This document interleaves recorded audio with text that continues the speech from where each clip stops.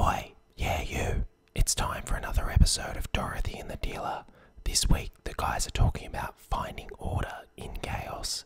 Let's listen in on the conversation.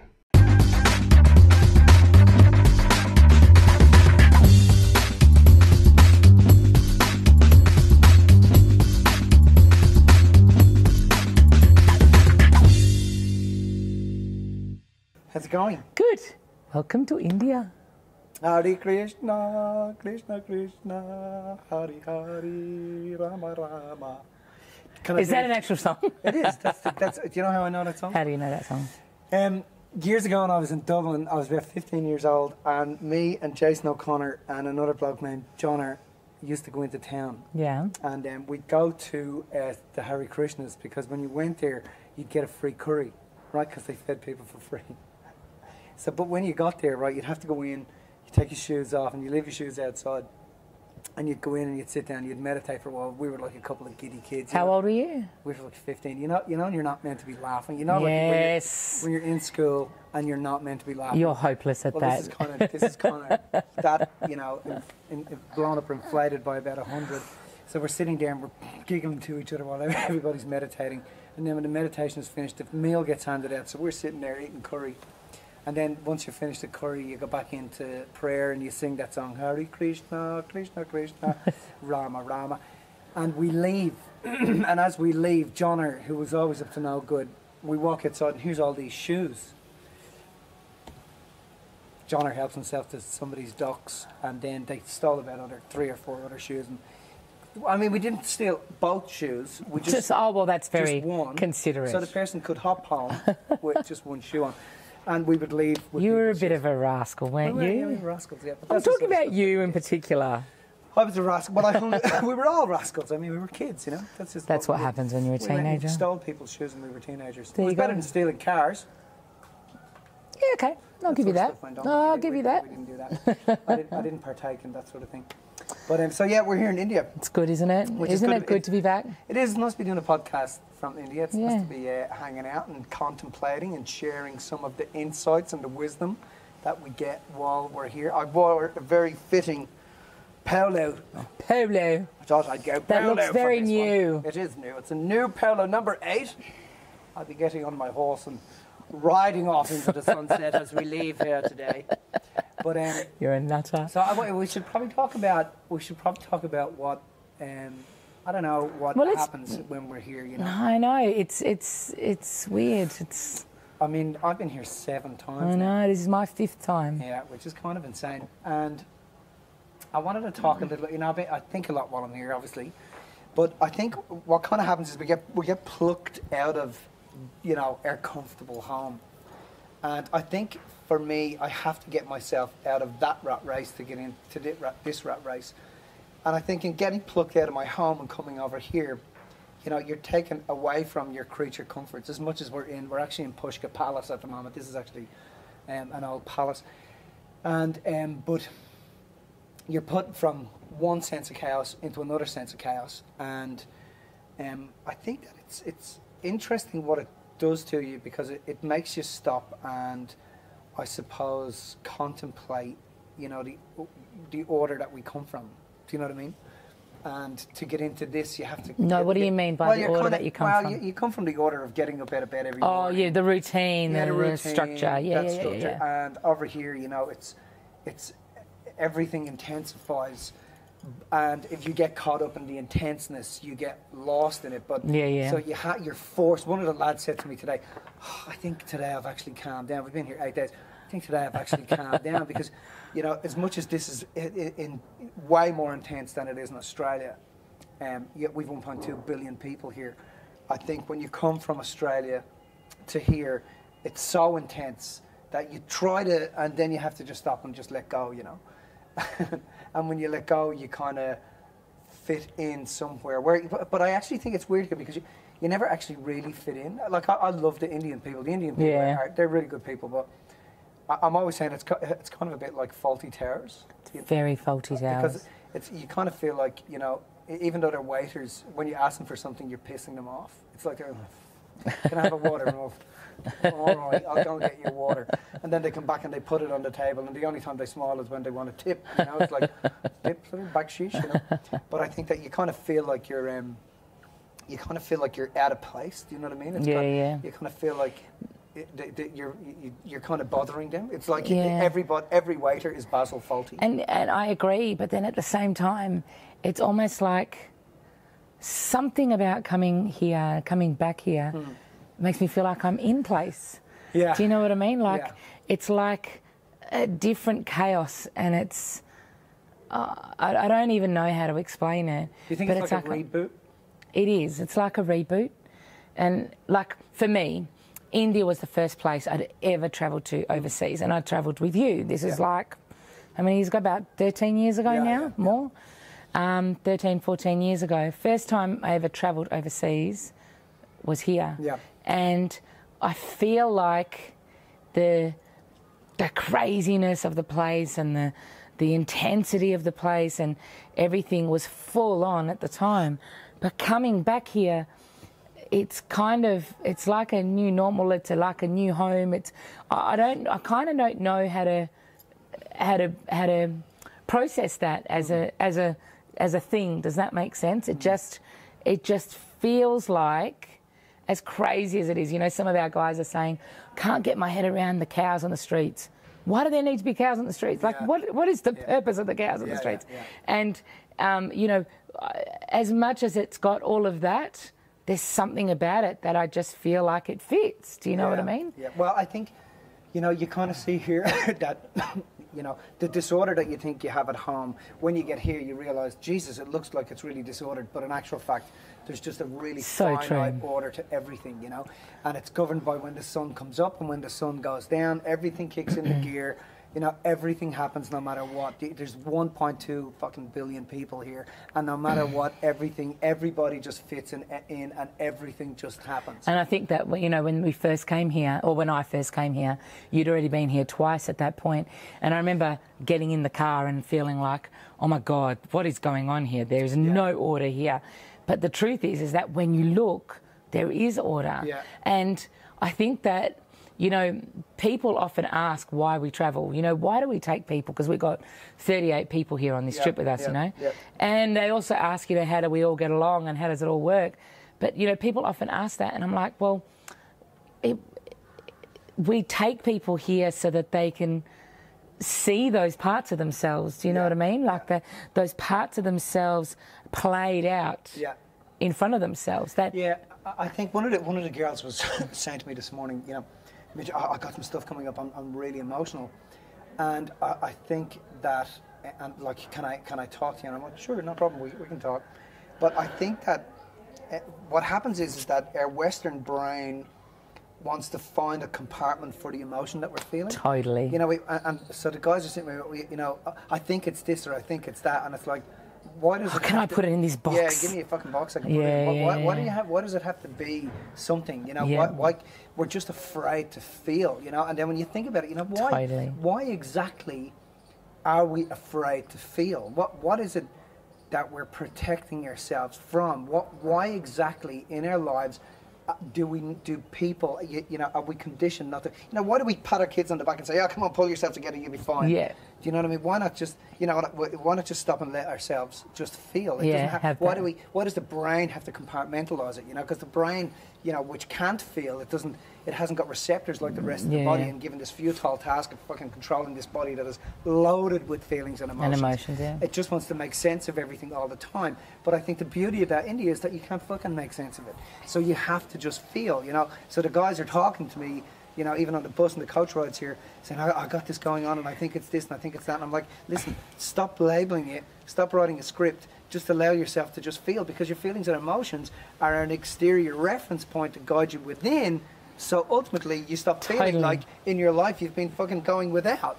Totally, and it's funny because we actually haven't had this conversation yet, but I've had that same conversation with a number of people here already. Yeah, there's yesterday morning I was asked to, you know, speak to someone. He's like, okay, this is going on. I think it's this. I think it's that. And I'm like, why are you trying to figure it out? But it's like people want something to fucking fix. It's like, I think if I fix this, then I won't feel that. And then I don't have to feel it. Yeah.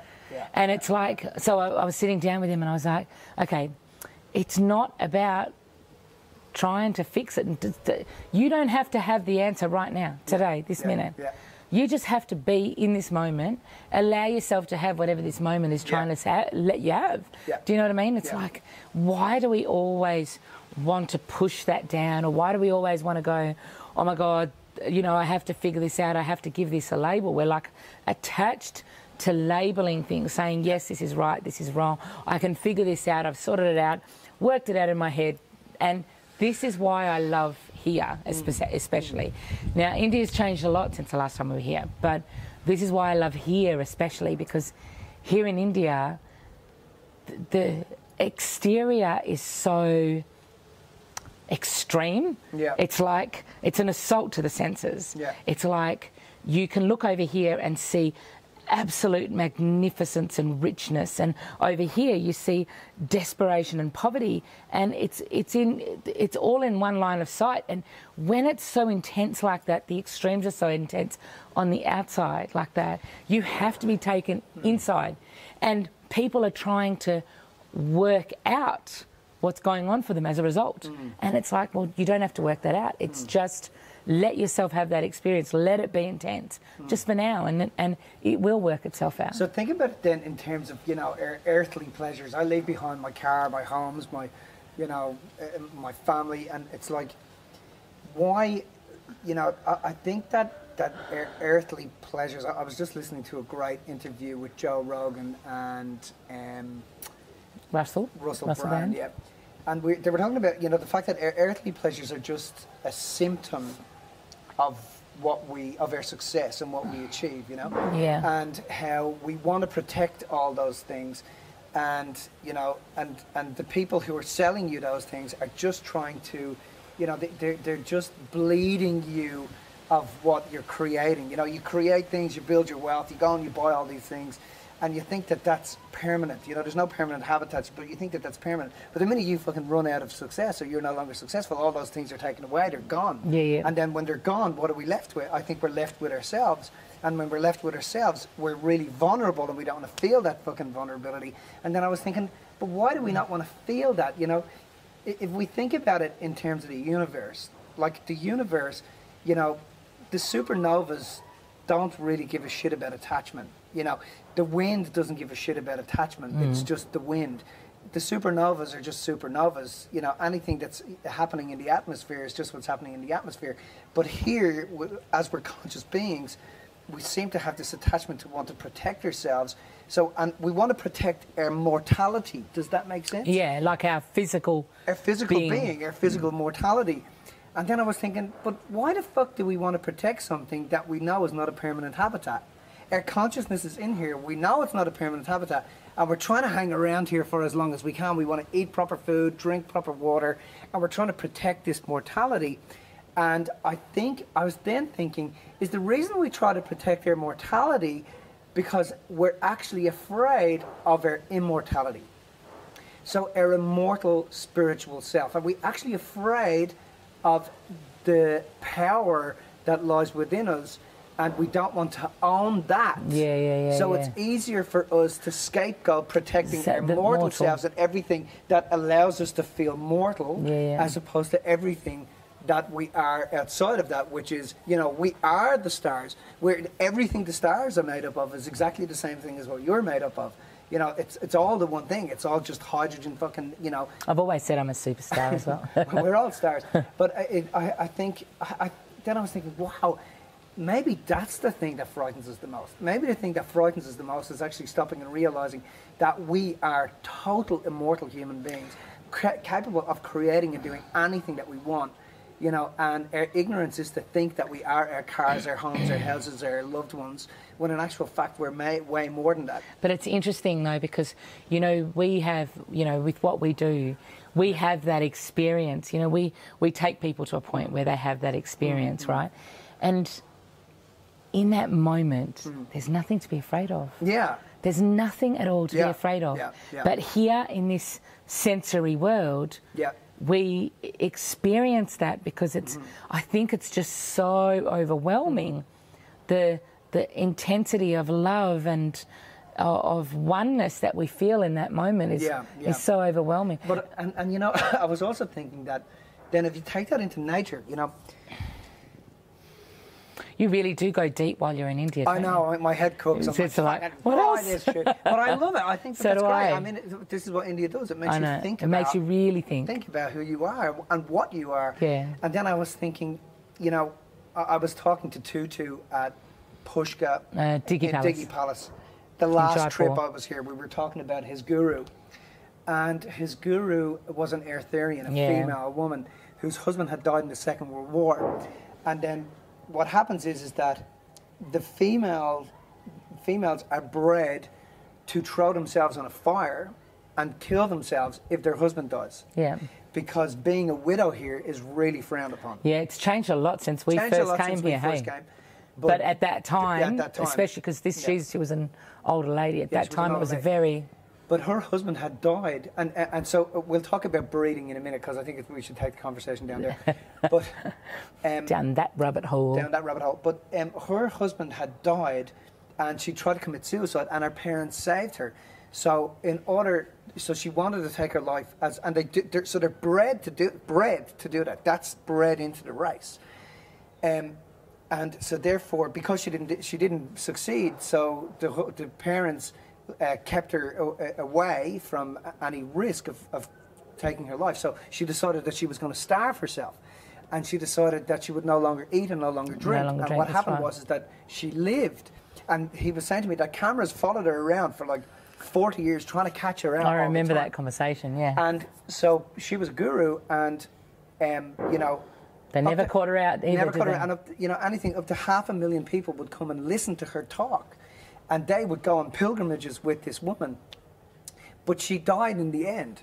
And the thing about it is that, you know, why did she die in the end? And I think what's important to understand is that it's Hutchinson's ratio that governs our life. Nature is governing our lives. You know, so in actual fact, the earth is governing our life, our lifespan. You know, this is why we have an average lifespan of about 85 years old. It's nature that governs that. You know, no matter what we do, it's the plants and the shrubs and the food sources that are governing that, not the other way around. Even though she was an Arthurian and she never ate or drank for up to 60 years, it doesn't matter. She was still governed by what nature said, that she was eventually going to be taken out. It was the climate life that actually does that. But it was also... So tell me, why is that important? But based on because I think that if we talk about immortality and mortality, right? And we're protecting the mortal self. Yeah, it doesn't matter how much you're trying to protect it. It's still... Yeah, I get it. There's no point...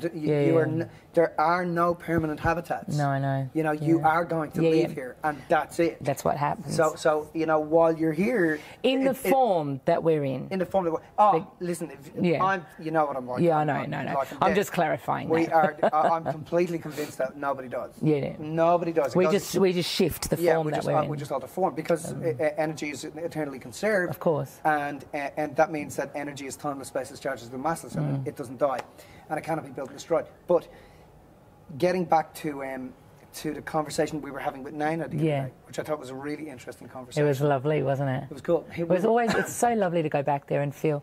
Don't you just feel like you're just going home? They really treat you like family. Yeah.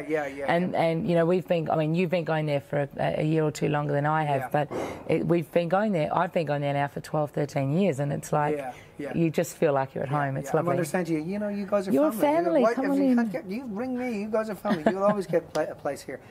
But he was talking about. I can't remember how I brought the conversation up, but we were talking about family again, and I said, listen, we were down at the Ghat. And at the Ghat, there's, you know, the Shiva flame. The flame of Shiva has been... Which Ghat? Varanasi. In Varanasi, yeah. And we're taking the clients down to the burning Ghat where they cremate the bodies. Yeah. And we're down at the burning Ghat, and I'm sitting there, and they're talking about the Brahmins, and the Brahmins are the holy people that run the Ghat. Yeah. And they're a caste, so there's all of these different caste systems, higher to lower caste.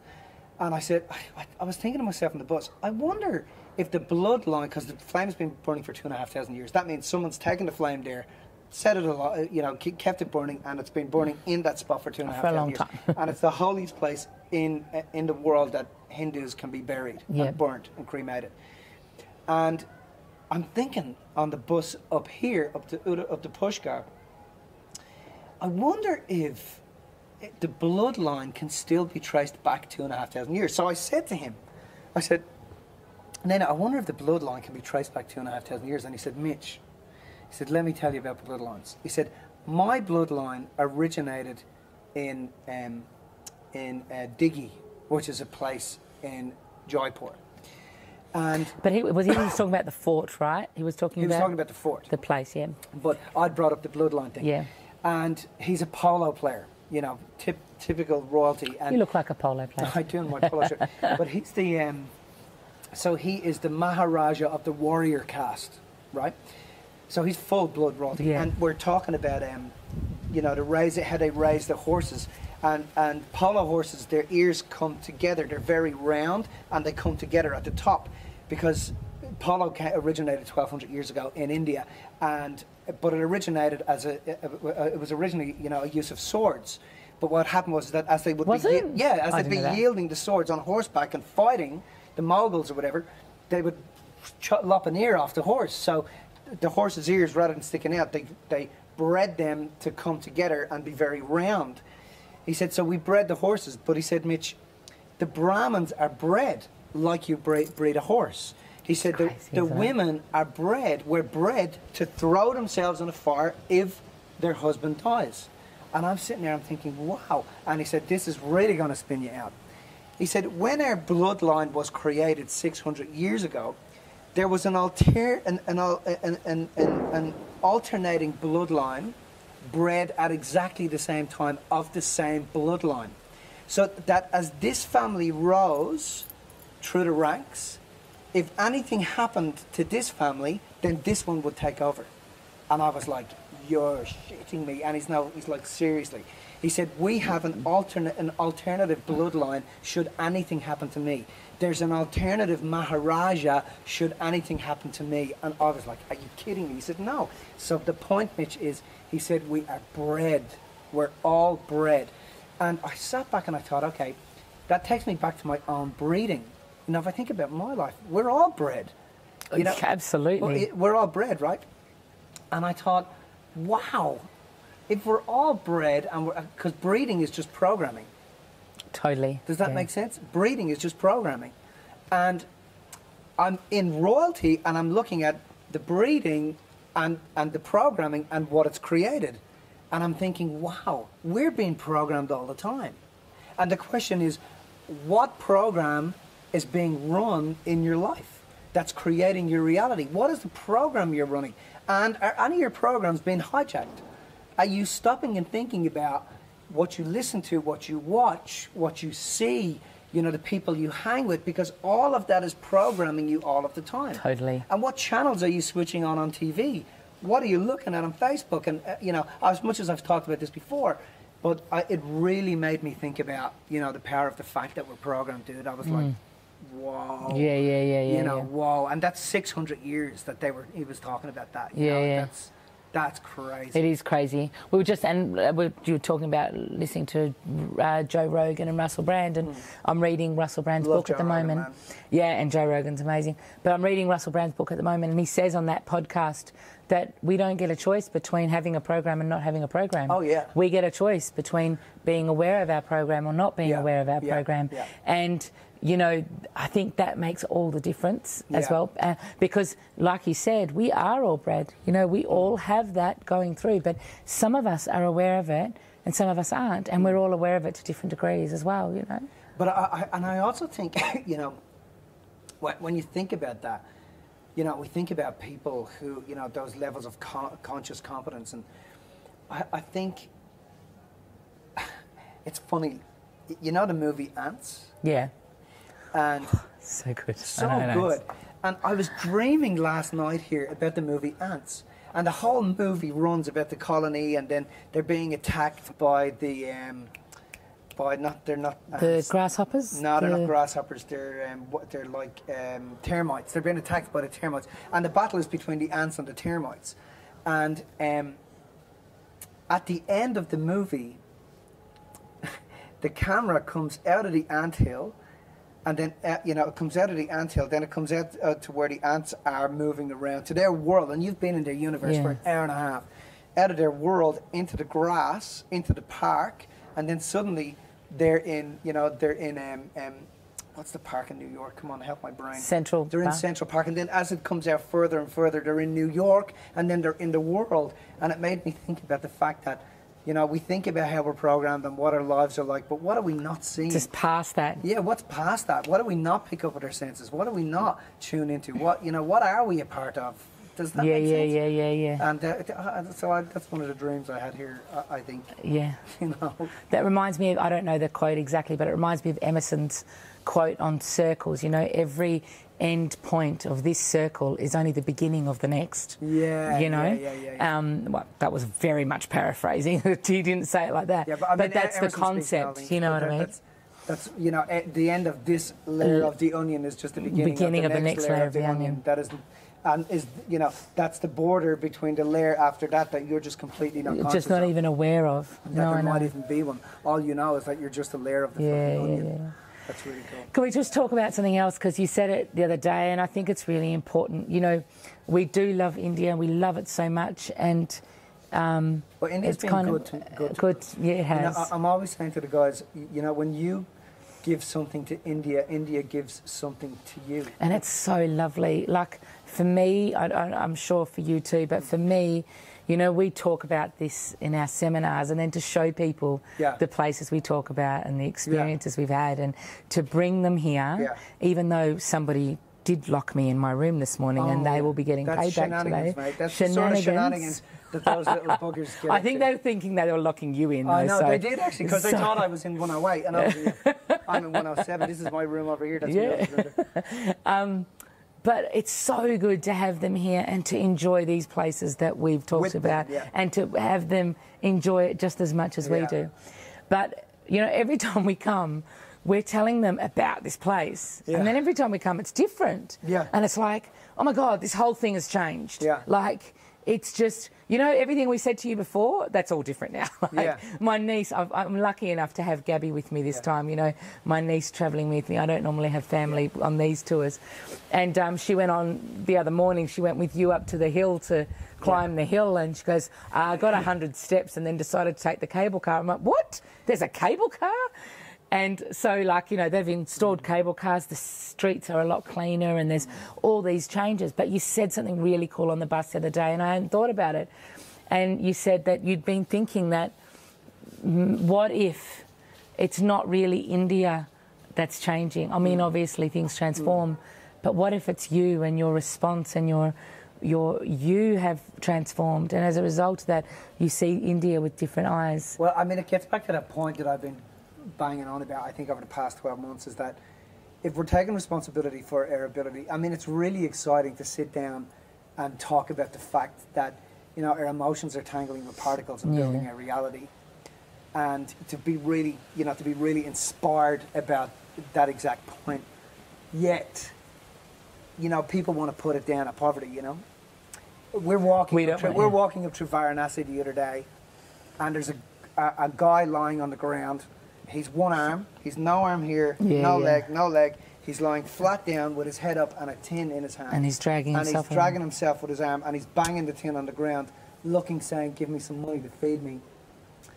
And at that sort of visual really, really, really takes people, you know, you're immediately like, wow, but you want to put that down. Don't want to own that. You don't want to own the fact that that's part of your creation. Totally. You are part of that. And you know, Westerners pay for the privilege not to look. Such a great statement. They Say it again. Westerners pay for the privilege not to look. So they put their money in their pocket, quickly throw it so that they can walk past and not stop. Or stay in a hotel that's like opulent so that they can go, or, you know, go in their limousines and stuff so they don't have to look at what's outside of them. Yeah, or in their big coaches and just peer out the window at the kids doing this. Yeah. But I think that you know, we don't get to put that stuff down. And, you know, it brings up a lot of emotion here. And I was saying to the guys, it is futile handing money out like that to those situations. Our job as people who can do something is to not do something small like put your hand in your pocket and, you know, sabotage a long-term vision for humanity by playing into a short-term emotion of what you're looking at. If, you know, right from when we leave here, my push with everybody is, okay, guys, the last place we take you to here is you're going to feel moved, and you're going to feel compelled to do something, and you can do something. You know, if we jump onto a tip, and we see, you know, kids living on a tip, and if we took them into our world, you know, into our home, they would think they were in a spaceship. They would literally think, you know, what the fuck, they've never seen a television working. They've never, you know, seen a carpet because they've lived on a tip the whole time. They can't, you know, they can only do what they've got. But we can do more because we know better. We have more. We are wealthy enough. We are conscious enough. And I think that, you know, my goal with bringing people out here is that the guys go home and actually do something. You know, how about? I know. And one of the, you know, when we were in South America, Daniel said to us once, because we asked him the questions, and he said, the best travel that you will ever do is the travel inside of yourself.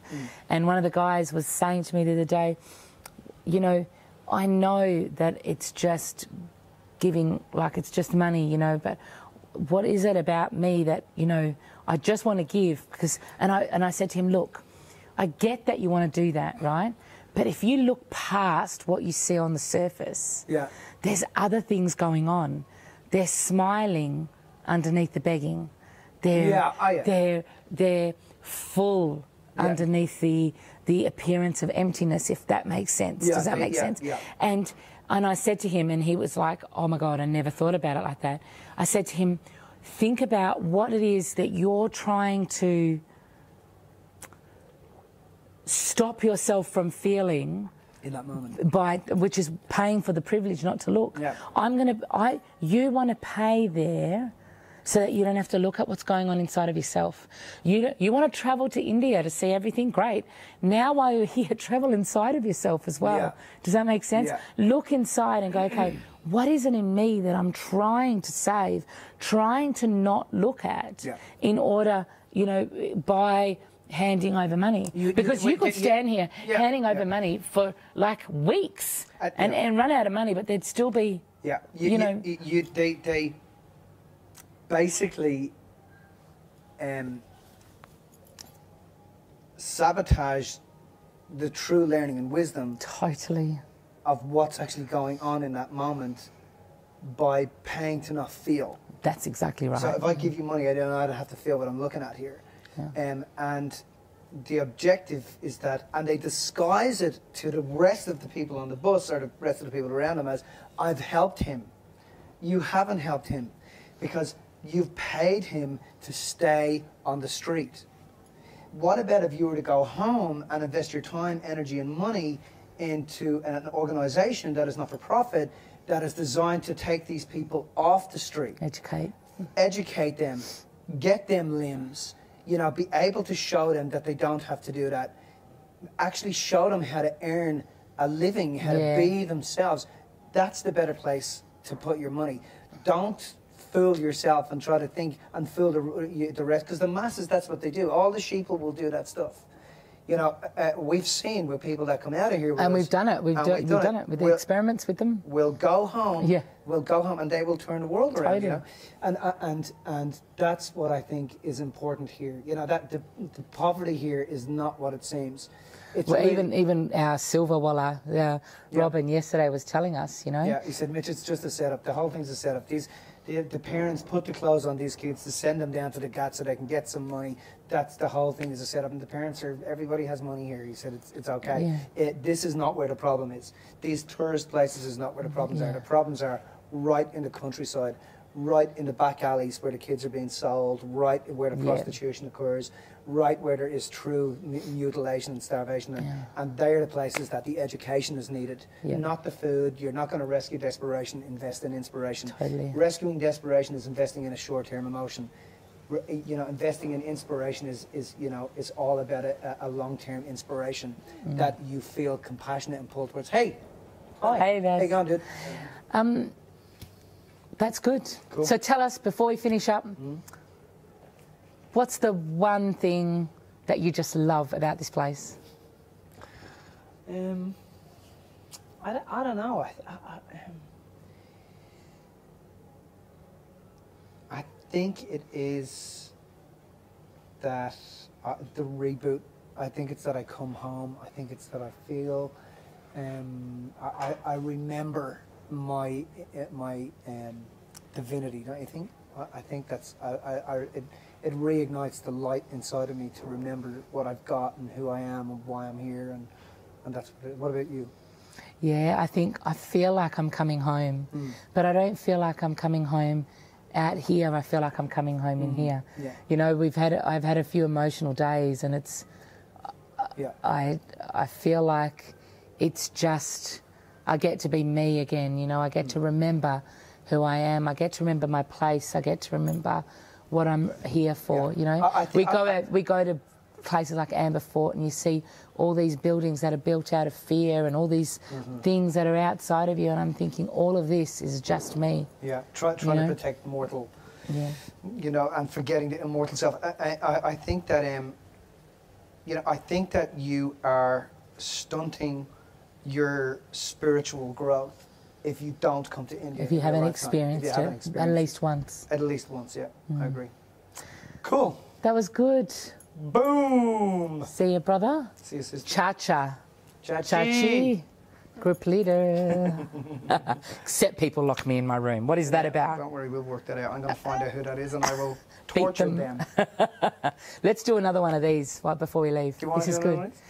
Yeah, we might do Rishikesh. up in Rishikesh, which is the yoga capital of the world. We're and it's nice and peaceful over there. Yeah, we're heading up to one of the orphanages that we do a lot of work. We've done a lot of work with. Yeah, let's do another one. Cool. I love these. Cool. See ya.